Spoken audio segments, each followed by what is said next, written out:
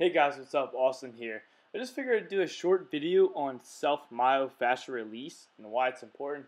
Now you've probably seen someone in the gym before with that black foam tube and they're rolling around on it, you're like, what the heck are they doing? Or you've seen a black tube in someone's house, like, what is that for?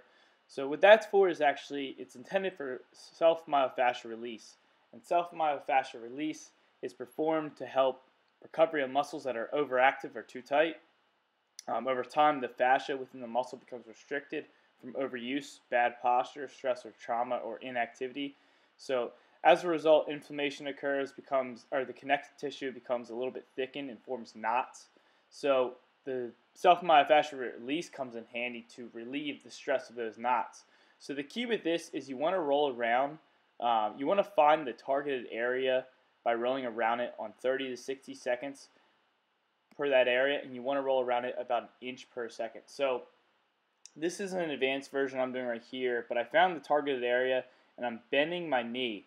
So I'm trying to get all those knots out of my knee, or out of my IT band.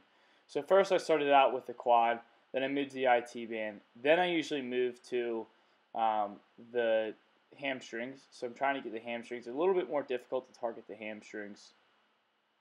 So I slowly roll around about an inch per second. After that, I'll usually go to the groin.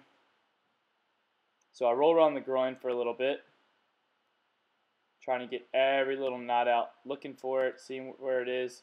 Now, I also will say that foam rolling is effective for many reasons because it releases large amounts of tension, like I said, improves your performance within the gym. It actually activates the central nervous system prior to exercise.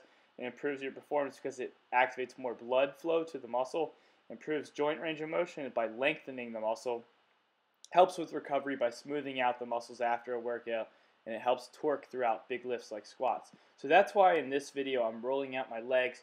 Like right here I'm getting my glutes, so the glutes tend to get very tight after sitting for prolonged periods of time.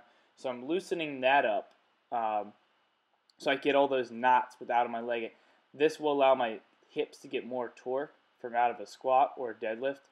So it's really imperative to have a lot of flexibility going into like a heavy lift, like a deadlift or a squat, because you will actually, believe it or not, get a couple extra pounds out of your workout or out of your lift. So you might even hit some PRs after foam rolling, believe it or not.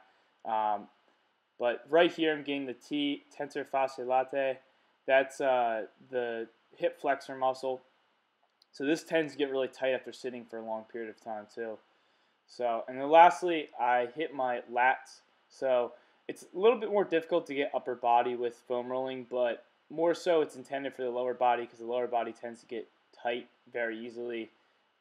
So that's it. That's pretty much the whole 9 yards of the foam rolling. You should go out there and give it a try.